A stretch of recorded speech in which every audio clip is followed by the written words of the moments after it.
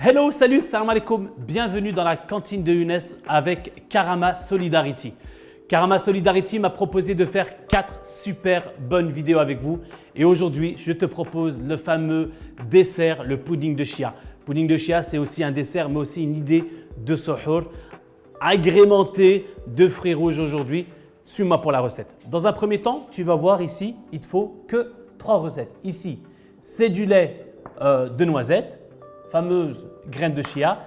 Et pour sucrer le tout, ici, c'est du sirop d'agave. Tu peux rajouter du miel, tu peux mettre du sucre de cassonade, du sucre raffiné, mohim.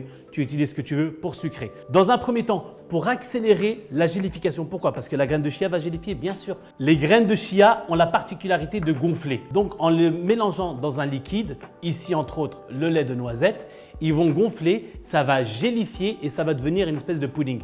Pour accélérer ce procédé, une petite technique, on va le passer sur le feu. Donc, à feu moyen, tu vas venir mettre ici, pour les quantités, tu vas les avoir dans la description. Tu vas simplement mettre ici ton lait, ensuite ton sirop d'agave et on va laisser. On ne va pas porter à ébullition, juste à frémissement. Juste quand tu vois un petit peu de fumée, tu arrêtes de chauffer. Ce n'est pas nécessaire de porter à ébullition. Et ensuite, on va mettre le tout dans un cul de poule. L'idée ici, c'est pour gagner du temps. Si toutefois, tu as déjà préparé ton menu en amont, tu peux déjà simplement mettre ton lait. Ici, c'est du lait de noisette. Mais si tu veux du lait d'avoine, du lait de coco, du lait d'amande, tu peux. Ici, c'est la noisette. Moi, j'aime bien la noisette, donc du lait de noisette. Tu mets directement avec tes graines de chia, ton sirop d'agave, tu mélanges et tu réserves au réfrigérateur toute la nuit. Si tu es à 2-3 heures de le maghrib, lors de la prière, de l'heure de manger, et que tu dis « Ah, j'ai pas de dessert, je veux un dessert », ça c'est le combo idéal en accélérant avec la gélification, en chauffant ton lait. Donc ici, mon pudding de graines de chia est quasi prêt dans la préparation et on va mettre quelques fruits. Ici, j'ai pris des fruits rouges, des fruits rouges. Alors, c'est quoi les fruits rouges? Ici, il y a des framboises, d'accord? La caméra fait un bon zoom ici sur mes murs. Qu'est-ce qu'elles sont belles, ces murs. Ensuite, j'ai des myrtilles. J'avais oublié le nom. Et des raisins. Non, mais je vais faire ça. Mais c'est limite à frémissement. Et là, on va s'arrêter. On va simplement s'arrêter.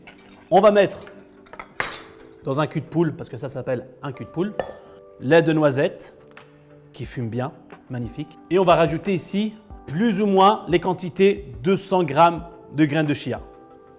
Tu vas simplement battre un petit peu, juste pour incorporer toutes les graines au liquide. Voilà. Et là, en soi, c'est quasi prêt. On va juste laisser reposer quelques heures au réfrigérateur pour que ça refroidit, ça fasse gélifier. Et ensuite, on va passer au dressage. À tout de suite. Voilà, notre pudding est fin prêt à être dressé.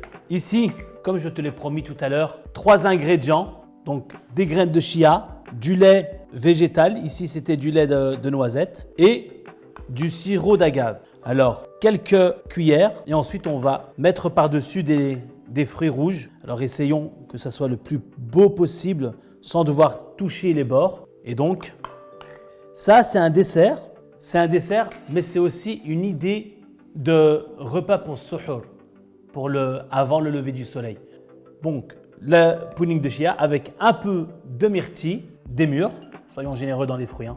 Alors, si tu n'as pas des fruits rouges, mais tu as d'autres fruits, la banane, c'est bon aussi, la pomme, le kiwi, les raisins, il n'y a aucun souci. Ensuite, un peu de framboise et on va finaliser avec des raisins noirs. C'est simple, il ne faut pas trop se casser la tête. C'est ce que j'aime moi dans ma cuisine. La cantine de Younes, c'est des produits simples, bien cuisinés. Tu n'as pas besoin de passer plusieurs heures en cuisine. Celle-ci, elle m'a pris, mais vraiment grand maximum, 5 minutes en préparation, 2 minutes en dressage et c'est tout. Il y a juste un temps de repos de 2-3 heures au réfrigérateur et puis c'est tout. Donc du coup, moi, j'ai plus qu'à te souhaiter un bon appétit. Voici ce dessert à l'image de la cantine de Younes. J'espère que ce Ramadan, tu as pu laisser ton empreinte avec Karama Solidarity. Et n'oublie pas la Zakat al-Fitr. Karama Solidarity se fera un plaisir de l'accepter et de donner aux bénéficiaires. Et le mot de la fin, bonne fin de Ramadan. Salam alaikum. Ciao.